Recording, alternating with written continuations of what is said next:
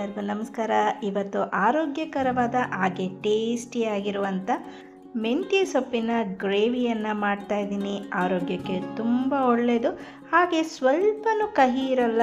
ಈ ಮೆಂತ್ಯ ಸೊಪ್ಪಿನ ಗ್ರೇವಿ ತುಂಬ ಚೆನ್ನಾಗಿರುತ್ತೆ. ಚಪಾತಿಗೆ, ಅನ್ನಕ್ಕೆ ಸೂಪರ್ ಕಾಂಬಿನೇಷನ್ನು. ರೆಸಿಪಿಯನ್ನು ಶುರು ಮಾಡೋದಕ್ಕಿಂತ ಮೊದಲು ಯಾರೆಲ್ಲ ಇನ್ನೂ ಸಬ್ಸ್ಕ್ರೈಬ್ ಆಗಿಲ್ಲ ಅಂದರೆ ದಯವಿಟ್ಟು ಸಬ್ಸ್ಕ್ರೈಬ್ ಮಾಡ್ಕೊಂಡು ನೋಡಿ. ಪಕ್ಕದಲ್ಲಿರುವ ಬೆಲ್ ಐಕನನ್ನು ಪ್ರೆಸ್ ಮಾಡಿ. ನಾನು ಮಾಡೋ ಪ್ರತಿಯೊಂದು ವಿಡಿಯೋ ನೋಟಿಫಿಕೇಷನು ನಿಮಗೆ ಬರುತ್ತೆ. ಮೊದಲಿಗೆ ಮೆಂತ್ಯ ಸೊಪ್ಪು ಮತ್ತು ಬೆಳ್ಳುಳ್ಳಿಯ ಗ್ರೇವಿ ಮಾಡೋದಕ್ಕೆ ಬೇಕಾದ ಪದಾರ್ಥಗಳನ್ನು ತೊಗೊಂಡಿದ್ದೀನಿ. ಮೆಂತ್ಯ ಸೊಪ್ಪು ತೊಳೆದ್ಬಿಟ್ಟು ಸಣ್ಣದಾಗಿ ಹೆಚ್ಕೊಂಡಿದ್ದೀನಿ. ಒಂದು ಟೊಮೊಟೊ, ಧನಿಯಾ ಪುಡಿ, ಎಳ್ಳು, ಕಡಲೆಕಾಯಿ ಬೀಜ, ಈರುಳ್ಳಿ ಸಣ್ಣದಾಗಿ ಹೆಚ್ಕೊಂಡಿದ್ದೀನಿ. ಖಾರದ ಪುಡಿ, ಬೆಳ್ಳುಳ್ಳಿಯನ್ನು ಸಣ್ಣದಾಗಿ ಹೆಚ್ಕೊಂಡಿದ್ದೀನಿ. ಹಾಗೆ ಬೆಳ್ಳುಳ್ಳಿಯ ಕಾಳುಗಳನ್ನು ತೊಗೊಂಡಿದ್ದೀನಿ ಮತ್ತು ಒಂದು ಸ್ವಲ್ಪ ಜೀರಿಗೆಯನ್ನು ತೊಗೊಂಡಿದ್ದೀನಿ. ಮೊದಲಿಗೆ ಸ್ಟವನ್ನು ಆನ್ ಮಾಡಿಕೊಂಡು ಒಂದು ಬಾಣಲೆಗೆ ಒಂದು ಸ್ವಲ್ಪ ಎಣ್ಣೆಯನ್ನು ಹಾಕ್ಕೊಳ್ಳೋಣ. ಹಾಗೆ ಸಣ್ಣದಾಗಿ ಹೆಚ್ಚಿದಂಥ ಬೆಳ್ಳುಳ್ಳಿಯನ್ನು ಹಾಕ್ಕೊಳ್ತಾ ಇದ್ದೀನಿ. ನಾನು ಒಂದು ಬೆಳ್ಳುಳ್ಳಿಯನ್ನು ಸಿಪ್ಪೆ ಬಿಡಿಸಿ ಸಣ್ಣದಾಗಿ ಹೆಚ್ಚಿ ಹಾಕ್ಕೊಂಡು ಸ್ವಲ್ಪ ಫ್ರೈ ಮಾಡ್ಕೊತಾ ಇದ್ದೀನಿ. ಒಂದು ಬೆಳ್ಳುಳ್ಳಿ ಎಣ್ಣೆಗೆ ಹಾಕಿ ಫ್ರೈ ಮಾಡಿದಾಗ ಒಂದು ಪರಿಮಳ ಬರುತ್ತೆ ನೋಡಿ, ಅಲ್ಲಿ ತನಕ ಒಂದು ಸ್ವಲ್ಪ ಫ್ರೈ ಮಾಡಬೇಕು, ಲೋ ಫ್ಲೇಮ್ನಲ್ಲಿ ಇಟ್ಕೊಂಡು. ನಂತರ ಒಂದು ಕಟ್ಟು ಮೆಂತ್ಯ ಸೊಪ್ಪನ್ನು ತೊಳೆದ್ಬಿಟ್ಟು ಸಣ್ಣದಾಗಿ ಹೆಚ್ಚಿಟ್ಕೊಂಡಿದ್ನಲ್ಲ, ಅದನ್ನು ಹಾಕಿ ಸ್ವಲ್ಪ ಫ್ರೈ ಮಾಡ್ಕೊಳ್ತಾ ಇದ್ದೀನಿ. ಇದರಿಂದ ಕಹಿ ಅಂಶ ಕಡಿಮೆ ಆಗುತ್ತೆ. ಚೆನ್ನಾಗಿ ಫ್ರೈ ಆಗಬೇಕು. ಇದು ಒಂದು ಕಟ್ಟಿನ ಸೊಪ್ಪು ಫ್ರೈ ಆದಮೇಲೆ ಕಾಲು ಕಟ್ಟಿನಷ್ಟು ಸೊಪ್ಪಾಗತ್ತೆ. ಇದಕ್ಕೆ ಒಂದು ಸ್ವಲ್ಪ ಉಪ್ಪನ್ನು ಹಾಕ್ಕೊಳ್ತಾ ಇದ್ದೀನಿ, ಬೇಗ ಫ್ರೈ ಆಗುತ್ತೆ. ಹಾಗಾಗಿ ಮೆಂತ್ಯ ಸೊಪ್ಪಿನಲ್ಲಿ ಬಹಳಷ್ಟು ಪೋಷಕಾಂಶಗಳನ್ನು ಹೊಂದಿದೆ. ವಿಟಮಿನ್ ಎ, ಸಿ, ಇ, ಹಾಗೆ ಕ್ಯಾಲ್ಶಿಯಂ, ಪೊಟ್ಯಾಷಿಯಂ, ಐರನ್ನಂತಹ ಪೌಷ್ಟಿಕಾಂಶ ಗುಣಗಳನ್ನು ಹೊಂದಿದೆ. ಎಲ್ಲದಕ್ಕಿಂತ ಅಧಿಕವಾದ ಫೈಬರನ್ನು ಹೊಂದಿರುವ ಈ ಮೆಂತ್ಯ ಸೊಪ್ಪು ಡೈಜೆಷನ್ನಿಗೆ ಸಹಕಾರಿಯಾಗತ್ತೆ. ಮೆಂತ್ಯ ಸೊಪ್ಪನ್ನು ಸೇವಿಸೋದ್ರಿಂದ ಆರೋಗ್ಯಕ್ಕೆ ಬಹಳಷ್ಟು ಉಪಯೋಗಗಳಿದೆ. ಬ್ಲಡ್ ಶುಗರನ್ನು ಕಂಟ್ರೋಲಲ್ಲಿಡ್ಬೋದು, ಕೊಲೆಸ್ಟ್ರಾಲನ್ನು ಕಂಟ್ರೋಲಲ್ಲಿಡ್ಬೋದು, ವೆಯ್ಟ್ ಮ್ಯಾನೇಜ್ಮೆಂಟ್ ಮಾಡ್ಬೋದು. ಹಾಗೆಯೇ ಮತ್ತು ನಮ್ಮ ಕೂದಲಿಗೆ, ಚರ್ಮಕ್ಕೆ ಬಹಳ ಉಪಯೋಗ ಇದೆ.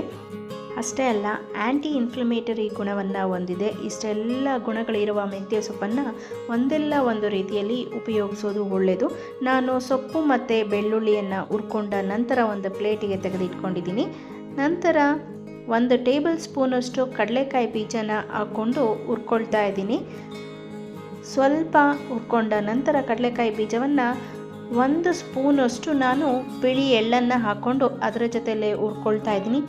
ಚಟ್ಪಟ್ ಅಂತ ಅದು ಸೌಂಡ್ ಬಂದಾಗ ಫ್ಲೇಮನ್ನು ಆಫ್ ಮಾಡಿ ತಣ್ಣಗಾಗೋದಕ್ಕೆ ಬಿಡಬೇಕು. ನಂತರ ನಾವು ಸೊಪ್ಪನ್ನು ಹುರ್ಕೊಂಡ ಬಾಣಲೆಗೆ ಸ್ವಲ್ಪ ಎಣ್ಣೆಯನ್ನು ಹಾಕ್ಕೊಂಡು ತೆಗೆದಿಟ್ಕೊಂಡಂಥ 1 ಚಮಚ ಜೀರಿಗೆಯನ್ನು ಹಾಕ್ಕೊಳ್ತಾ ಇದ್ದೀನಿ. ಜೀರಿಗೆ ಚಟಪಟ ಅಂತ ಸಿಡಿದ ನಂತರ ಹೆಚ್ಚಿಟ್ಕೊಂಡಂಥ ಈರುಳ್ಳಿಯನ್ನು ಹಾಕ್ಕೊಳ್ತಾ ಇದ್ದೀನಿ. ಸಣ್ಣದಾಗಿ ಹೆಚ್ಚಿಟ್ಕೊಂಡಂಥ ಈರುಳ್ಳಿ, 1 ಈರುಳ್ಳಿಯನ್ನು ನಾನು ಇಲ್ಲಿ ಉಪಯೋಗಿಸ್ತಾ ಇದ್ದೀನಿ. ಸ್ವಲ್ಪ ಫ್ರೈ ಮಾಡ್ಕೊಳ್ಳೋಣ, ಸ್ವಲ್ಪ ಕಲರ್ ಚೇಂಜ್ ಆದರೆ ಸಾಕು. ನಂತರ ಸಣ್ಣದಾಗಿ ಹೆಚ್ಚಿಟ್ಕೊಂಡಂಥ ಟೊಮೊಟೊವನ್ನು ಹಾಕ್ಕೊಂಡು ಫ್ರೈ ಮಾಡ್ಕೊಳ್ತಾ ಇದ್ದೀನಿ. ಸ್ವಲ್ಪ ಟೊಮೊಟೊ ಮೆತ್ತಗಾಗಬೇಕು, ಅಷ್ಟು ಫ್ರೈ ಮಾಡ್ಕೋಬೇಕಾಗತ್ತೆ.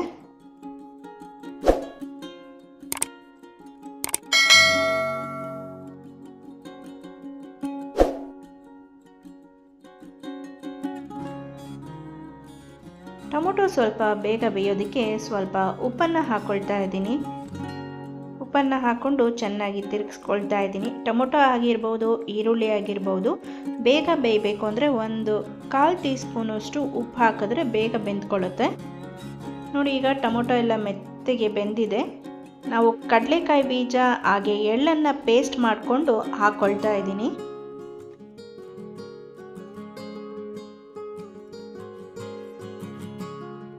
ಒಂದು 2-3 ನಿಮಿಷ ಮೀಡಿಯಂ ಫ್ಲೇಮ್ನಲ್ಲಿ ಇಟ್ಕೊಂಡು ತಿರುಗಿಸ್ಕೊಂಡ ನಂತರ 1 ಚಮಚದಷ್ಟು ಅಚ್ಚ ಖಾರದ ಪುಡಿಯನ್ನು ಹಾಕ್ಕೊಳ್ತಾ ಇದ್ದೀನಿ. 1 ಚಮಚದಷ್ಟು ಧನಿಯಾ ಪುಡಿಯನ್ನು ಹಾಕ್ಕೊಳ್ತಾ ಇದ್ದೀನಿ. ಚೆನ್ನಾಗಿ ತಿರುಗಿಸ್ಕೊಳ್ಳೋಣ. ಇದನ್ನು ನೀರು ಹಾಕೋದು ಬೇಡ. ಈಗ ನಾನು ಮಾಡಿರುವ ಎಲ್ಲ ರೆಸಿಪಿಗಳನ್ನ ನಿಮ್ಮ ಫ್ಯಾಮಿಲಿಯೊಟ್ಟಿಗೆ, ಫ್ರೆಂಡ್ಸ್ ಒಟ್ಟಿಗೆ ಶೇರ್ ಮಾಡಿ. ನೀವು ಕೂಡ ಟ್ರೈ ಮಾಡಿ, ಹೇಗಾಗಿತ್ತು ಅಂತ ಕಮೆಂಟ್ ಮಾಡಿ. ಹುರಿದಿಟ್ಟಂಥ ಮೆಂತ್ಯ ಸೊಪ್ಪು ಮತ್ತು ಬೆಳ್ಳುಳ್ಳಿಯನ್ನು ಹಾಕ್ಕೊಂಡು ತಿರುಗಿಸ್ಕೊಳ್ಳೋಣ.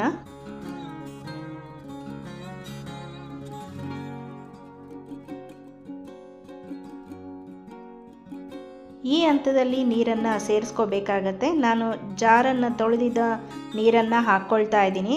ನಿಮಗೆ ಎಷ್ಟು ಥಿಕ್ನೆಸ್ ಬೇಕೋ ಅಷ್ಟು ನೀರನ್ನು ಹಾಕ್ಕೋಬೇಕಾಗತ್ತೆ. ಗ್ರೇವಿ ಅಂದಮೇಲೆ ಸ್ವಲ್ಪ ಗಟ್ಟಿಗೆ ಇರಬೇಕು. ನೀರನ್ನು ನೋಡಿಬಿಟ್ಟು ಸೇರಿಸ್ಕೊಳ್ಳಿ.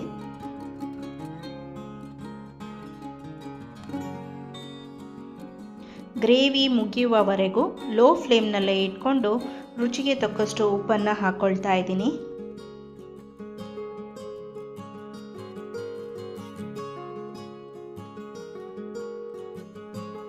ನೋಡಿ, ಈ ಥಿಕ್ನೆಸ್ನಲ್ಲಿ ಇರಬೇಕು ಗ್ರೇವಿ.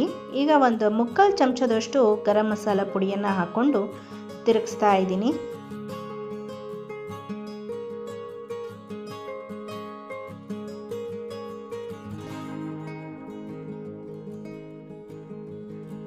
ನಂತರ ಇದಕ್ಕೆ 1.5 ಚಮಚದಷ್ಟು ಫ್ರೆಶ್ ಕ್ರೀಮನ್ನು ಹಾಕ್ತಾ ಇದ್ದೀನಿ, ಮಿಲ್ಕ್ ಕ್ರೀಮನ್ನು. ಇದು ಆಪ್ಷನಲ್ಲು, ಇದ್ದರೆ ಹಾಕಿ, ಇಲ್ಲ ಅಂದರೆ ಹಾಲಿನ ಕೆನೆ ಕೂಡ ಹಾಕ್ಬೋದು.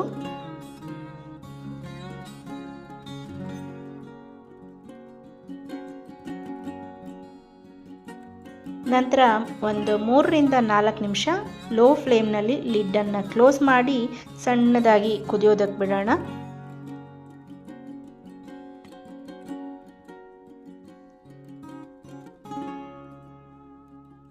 ಸರ್ವಿಂಗ್ ಬೌಲ್ಗೆ ಬಿಸಿ ಬಿಸಿಯಾದ ಮೆಂತ್ಯ ಸೊಪ್ಪಿನ ಗ್ರೇವಿ ಸರ್ವ್ ಮಾಡೋಣ. ಚಪಾತಿಗೆ, ಬಿಸಿ ಬಿಸಿ ಅನ್ನಕ್ಕೆ ಸೂಪರ್ ಆಗಿರುತ್ತೆ. ಖಂಡಿತವಾಗ್ಲೂ ನಿಮಗೆಲ್ಲ ಈ ರೆಸಿಪಿ ಇಷ್ಟ ಆಗಿದೆ ಅಂತ ಅಂದ್ಕೊಳ್ತೀನಿ.